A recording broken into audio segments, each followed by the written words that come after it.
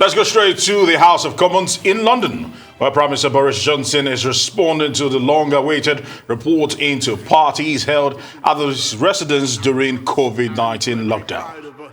Our NHS, and that's why we're putting record investment in, Mr. Speaker, and I hope that the independent NHS pay review body will listen carefully to what my honourable friend has just said. We now come to the Leader of the Opposition, Keir Starmer.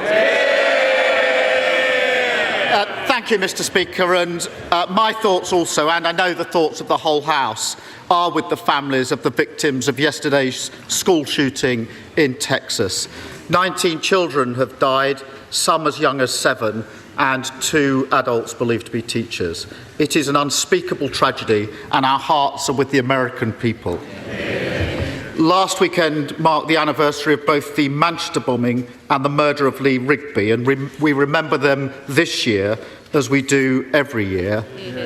And today is also the anniversary of the killing of George Floyd, a reminder that we must all tackle the racism that is still experienced by so many in our country and beyond.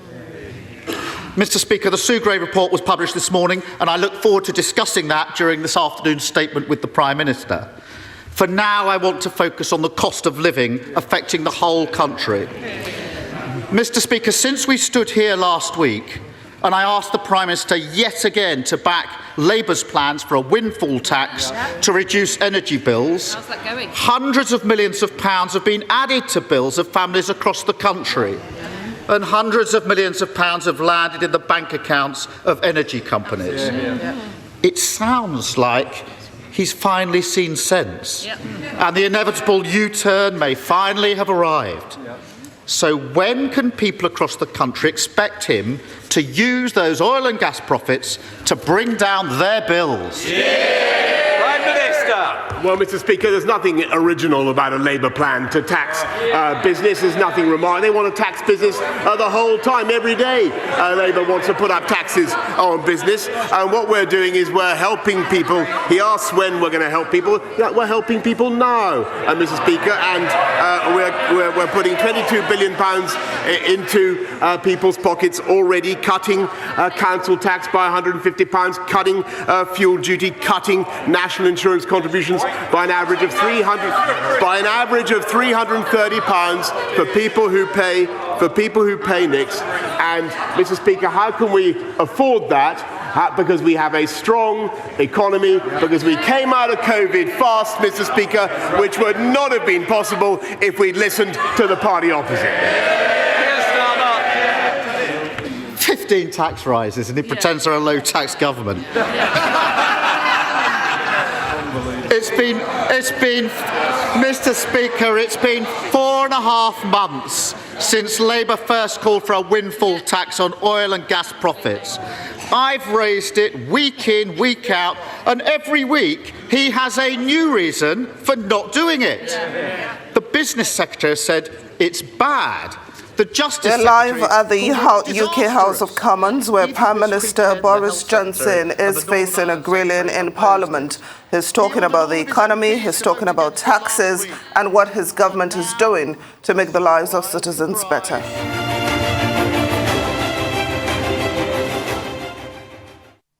As we return to the House of Commons in London, Prime Minister Boris Johnson is about to respond to long-awaited report into parties held at his residence during COVID-19 lockdowns. For those who wish to leave.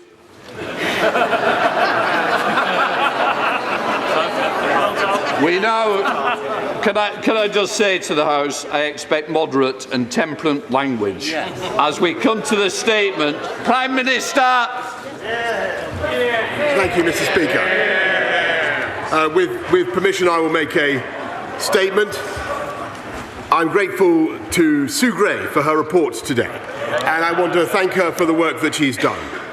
I also thank the Metropolitan Police for completing their investigation, and I want to begin today by renewing my apology to the House, to the whole country, for the short lunchtime gathering on the 19th of June 2020 in the Cabinet Room, during which I stood at my place at the Cabinet table and for which I received a fixed penalty notice. And I also want to say, Mr. Speaker, above all, that I take full responsibility for everything that took place on my watch. Sue Gray's report has emphasised that it is up to the political leadership in Number 10 to take ultimate responsibility, and of course I do. But since these investigations have now come to an end, this is my first opportunity to set out some of the context and to explain both my understanding of what happened and also to explain what I have previously said to this House.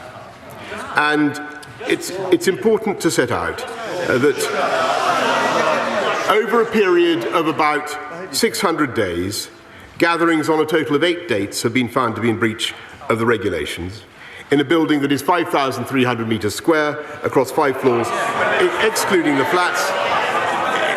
Mr. Speaker, I do think it is important because this is the first time I've had the chance I've had to set out the context. Hundreds of staff are entitled to work, and in the Cabinet Office, which has thousands of officials and now is the biggest it's been in any point in its 100-year history. And that is in itself one of the reasons why the government is now looking for change and reform. Mr. Speaker, those staff working in Downing Street were permitted to continue attending their office for the purpose of work, and the exemption under the regulations applied to their work because of the nature of their jobs reporting directly to the Prime Minister. These people were working extremely long hours, doing their best to give this country the ability to fight the pandemic. Mr. Speaker, I appreciate that this is no mitigation, but it is important to set out Prime Minister, context. please, just one second. Can I just appeal to the House? I expect it to be heard, and I want everybody to hear it. And I want the same respect to be shown to the Leader of the Opposition afterwards. So please, this is a very, very important statement that the country wants to hear as well. Prime Minister. Yeah, Mr. Speaker, I'm trying to set out the context, not to mitigate or to absolve myself in any way. The exemption under which they were present in Downing Street includes those circumstances where officials and advisers were leaving the government. And it was appropriate to recognise them, to thank them for the work that they have done. Let me come to that, Mr. Speaker. I briefly attended such gatherings to thank them for their service, which I believe is one of the essential duties of leadership, and particularly important when people need to feel that their contributions have been appreciated and to keep morale as high as possible. I'm trying to explain the reasons I was there, Mr. Speaker. And it's clear from what Sue Gray has had to say that some of these gatherings then went on far longer than was necessary. And they were clearly in breach of the rules, and they fell foul of the rules. I have to tell the House, because the House will need to know this, and again, this is not to mitigate or to extenuate, I had no knowledge of those subsequent proceedings because I simply wasn't there. And I have been as surprised and disappointed as anyone else in this House as the revelations have unfolded. And frankly, Mr. Speaker, I have been appalled by some of the behaviour, particularly in the treatment of the security and the cleaning staff. And I would like to apologise to those members of staff. And I expect anyone who behaved in that way to apologise to them as well. And I'm happy to set on the record now that when I came to this House and said in all sincerity that the rules and guidance have been followed at all times, it was what I believed to be true. It was certainly the case when I was present at gatherings to wish staff farewell, and the House will note that my attendance at these moments, brief as it was, has not been found to be outside the rules. But clearly this was not the case for some of those gatherings after I had left, and at other gatherings when I was not even in the building.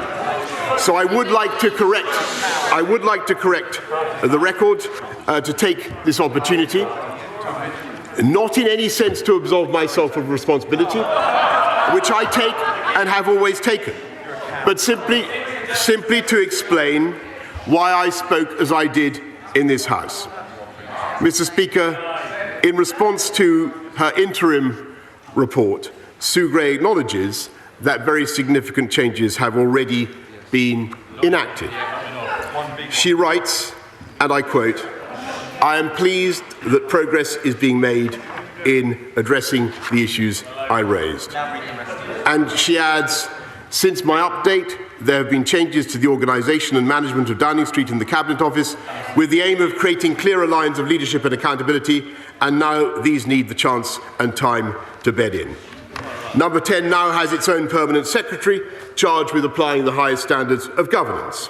There are now easier ways for staff to voice any worries, and Sue Gray welcomes that, and I quote, "Steps have since been taken to introduce more easily accessible means by which to raise concerns electronically, in person or online, including directly with the permanent secretary." The entire senior management has changed. There is a new chief of staff, an elected member of this House, who also commands the status of a cabinet minister. There is a new director of communications, a new principal private secretary, and another of other key appointments in my office. Everybody else is following. I am confident with the changes and new structures that are now in place, that we are humbled by the experience, and we have learned our lesson. And I want to conclude by saying that Mr. Speaker, I am humbled and I have learned a lesson, Mr. Speaker. And I want to conclude by saying that whatever the failings of we'll come to that. And whatever the failings of Number 10 and the Cabinet Office throughout this very difficult period, for which I take full responsibility, I continue to believe that the civil servants and advisers in question, hundreds of them, thousands of them, some of whom, Mr. Speaker, are the very people who've received fines, are good, hard-working people, motivated by the highest calling to do the very best for our country. And I will always be proud of what they achieved, including procuring essential life-saving PPE, creating the biggest testing programme in Europe, and helping to enable the development and distribution of the vaccine which got this country through the worst pandemic of a century. And now, Mr. Speaker, we must get our country through the aftershocks of COVID with every ounce of ingenuity and compassion and hard work. So I hope that today, as well as learning the lessons from Sue Gray's report, which I'm glad I commissioned, and again, I repeat I'm grateful to her. And I hope very much that now that she has reported, we will be able to move on and focus on the priorities of the British people. Standing firm against Russian aggression, easing the hardship caused by the rising costs that people are facing, fulfilling our pledges to generate a high-wage, high-skill, high-employment economy that will unite and level up across the whole of our United Kingdom. That is my mission, that is our mission, that is the mission of the whole of the government, and we will work day and night to deliver it, and I commend this statement to the House. We now come to the Leader of the Opposition, Keir Starmer. Thank you, Mr. Speaker. The door of Number 10 Downing Street is one of the great symbols of our democracy. Those who live behind it exercise great power, but they do so knowing their stay is temporary. Long after they've gone, that door and the democracy it represents will remain firm and unyielding. But Britain's constitution is fragile. It relies on members of this House and the custodians of Number 10 behaving responsibly, honestly, and in the interests of the British people. When our leaders fall short of these standards, this House has to act. For months, members opposite have asked the country to wait. First for the police investigation, which concluded that this Prime Minister is the first in our country's history to have broken the law in office. Then they asked the country to wait for the Sue Gray report. They need wait no longer. That report lays bare the rot that under this Prime Minister has spread in Number 10.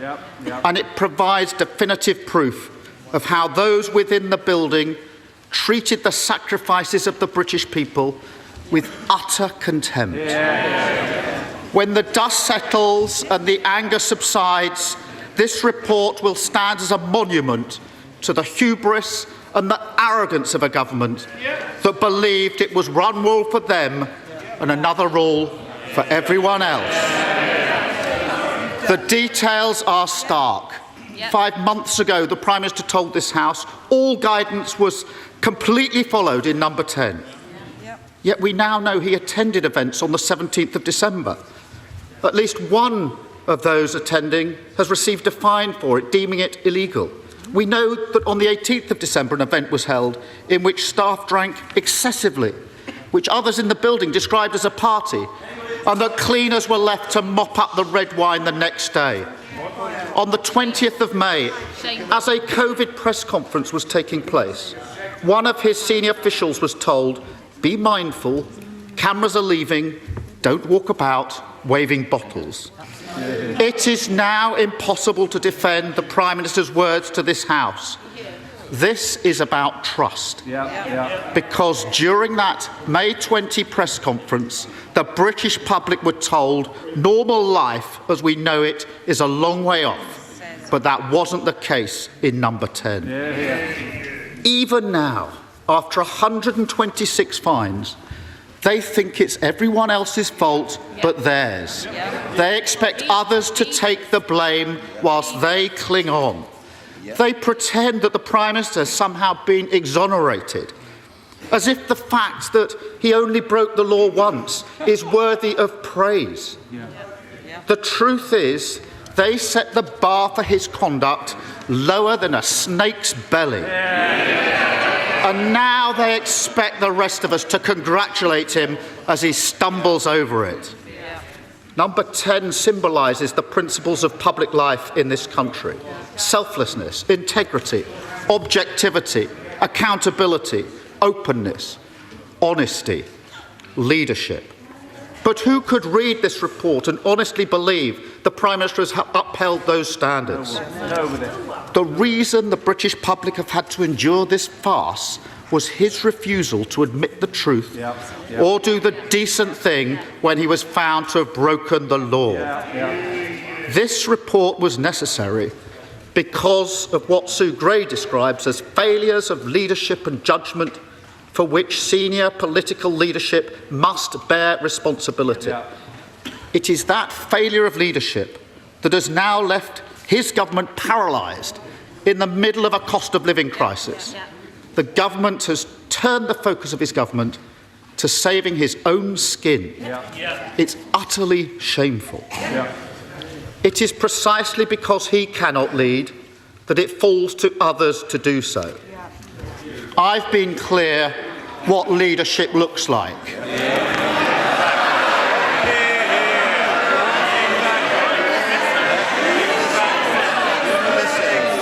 I haven't broken any rules, and any attempt to compel. Sorry.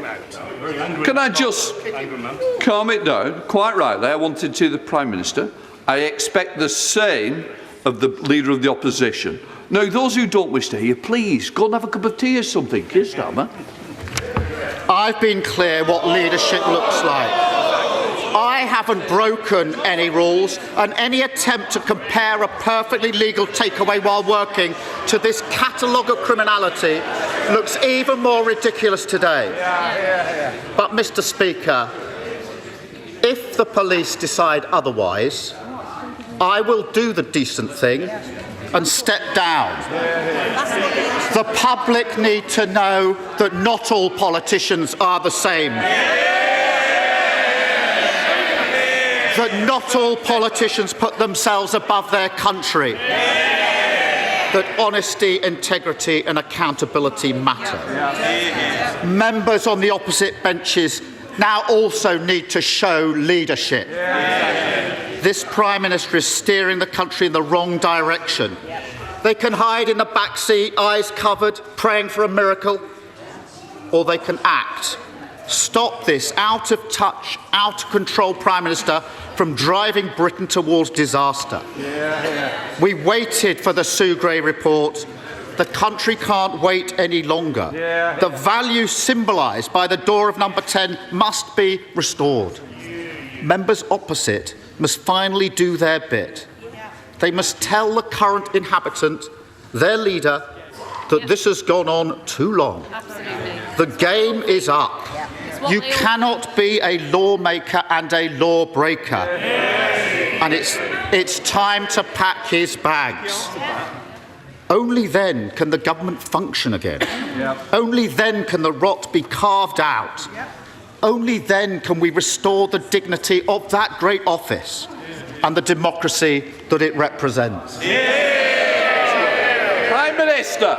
Mr. Speaker, the Right Honourable Gentleman talks about what went on in number 10 Downing Street and the events behind that black door and the number of the events. And all I will say to him is that he, throughout the pandemic, was not leading many thousands of people in the fight against coronavirus.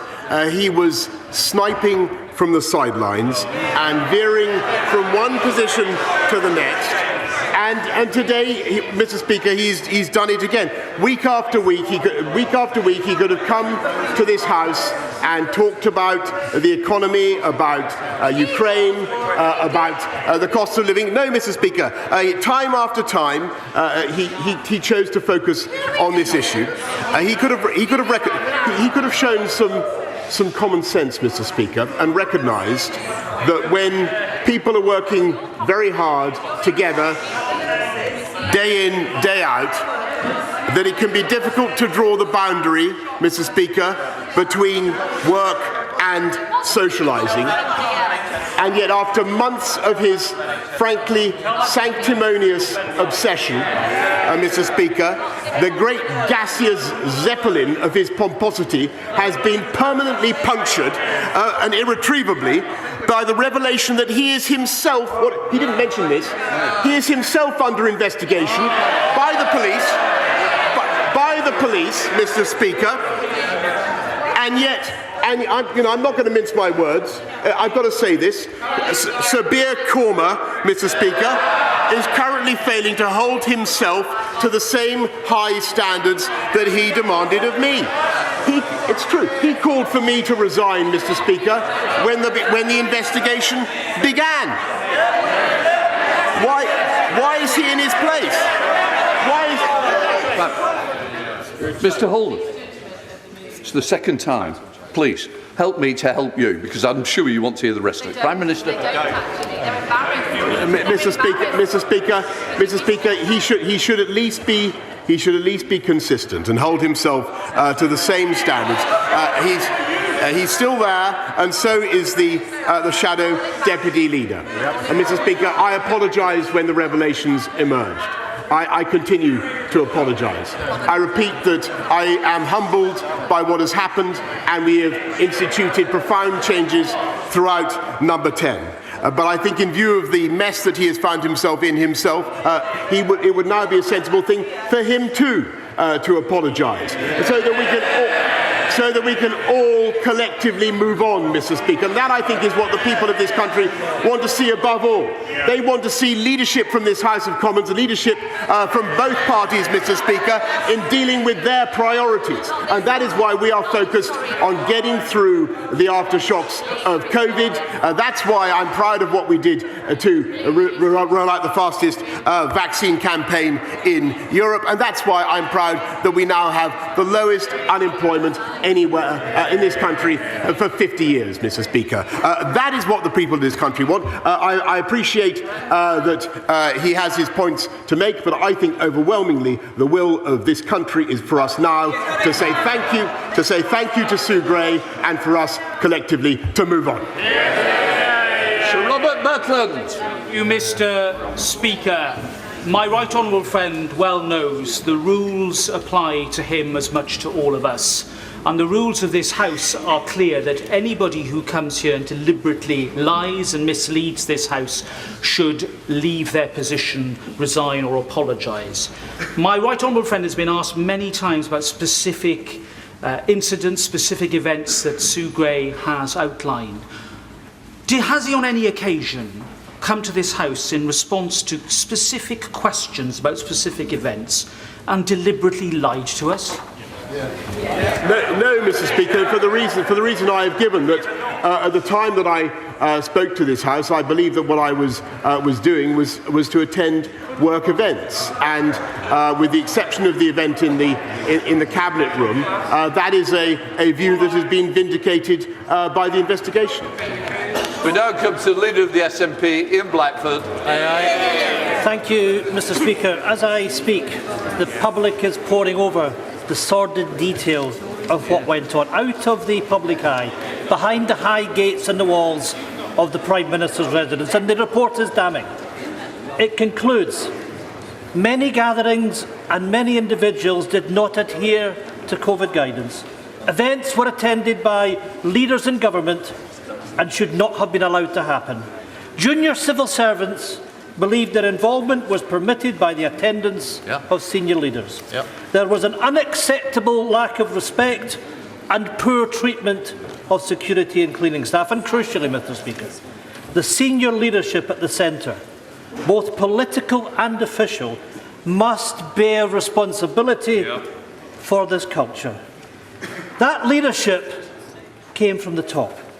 And the Prime Minister, in the words of the report, must bear responsibility for the culture. A fish rots from the head. Mr. Speaker, the Prime Minister's dispatch box denial of a party taking place on the 13th of November is now proven to be untrue. He was there on the 13th of November, photographed, raising a toast, surrounded by gin, wine and other revellers. The charge of misleading Parliament is a resignation matter. Will the Prime Minister now finally resign? This Prime Minister has adopted a systematic, concerted and sinister pattern of evasion.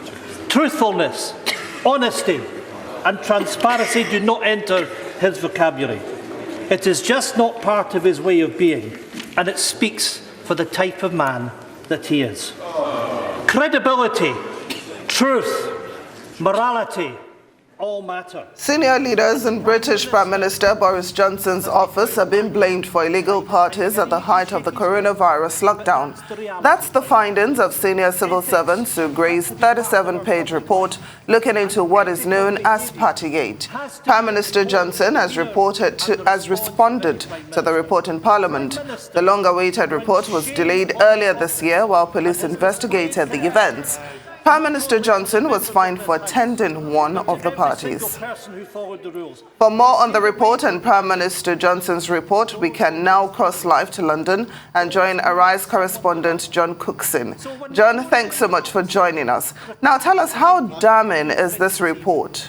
Well, it depends on your political perspective. Labour and opposition parties, of course, it's very damning. But taking a step back, if you like, and looking at the bigger picture, there's nothing actually massively new in Sue Gray's report that was released a couple of hours ago that we didn't know before. Yes, there's some detail about the party. It's a very damning report in the sense that she said that there's been a failure of leadership and judgment at Number 10 and the Cabinet Office. She said that the public had a right to expect much higher standards, and that both Number 10 and the Cabinet Office had fell well short of that. There were details of parties that we already knew about, but exactly what went on. With one party that went on until 3 in the morning. One party girl was sick. There was an altercation at one of the parties. And it seems that some security officers at Number 10 were abused verbally by some party goers. That kind of detail, of course, is important, but looking back at the whole thing, there is nothing massively new in this report. It really reinforces what we knew before. Boris Johnson, to me, sounded very happy in the Commons when he gave his statement a short time ago. He said that Downing Street was a workplace where hundreds and even thousands of people work every day. He said that as far as he was concerned, he did attend one party, which was at the end of the day, but he thought that he was attending a work event, which was a leaving do for one civil servant. He did tell the House of Commons, though, that he was humbled and that lessons had been learned. Interesting that the leader of the opposition, Sir Keir Starmer, came back hard on that, saying that there had been a failure of honesty and integrity at Number 10, and that the Prime Minister was out of touch with the public opinion. Of course, whilst these parties were going on, it seems, on a regular basis, the rest of Britain were locked down. We couldn't visit relatives who were sick. We couldn't in hospital. We couldn't attend funerals for people who died. So, meanwhile, in Number 10, it was kind of party central for a number of months through 2020. But I think that probably Boris Johnson, who has the reputation of being as slippery as a greased piglet, is going to get away with it this time. I think there'll be a lot of more tut-tutting in the House of Commons as this debate goes on. But he says it's time to move on. And my sense of it is that the rest of the country thinks it really is now time to move on now that the Sue Gray report is out. All right, talk to us. Is Mr. Johnson's position as Prime Minister still under threat? Look, the opposition parties are certainly going to make the most of this, and the media, broadly speaking, will be digging for further evidence. But my personal opinion is that probably Boris Johnson will survive for the time being. There are some important by-elections coming up soon, and if the Conservative Party, Boris Johnson, doesn't get the thumbs down, then it may well be a time to reconsider Boris Johnson's positions as Prime Minister. But having said that, if the Conservatives are faced with a vote of no confidence in the Prime Minister, the big question is who's going to replace him? And the fact is that there is no one of his political standing in the Conservative Party, at least present at the moment, that could replace Boris Johnson. Boris Johnson is, broadly speaking, a popular figure to much of the country. And he clearly has enormous skills as a politician.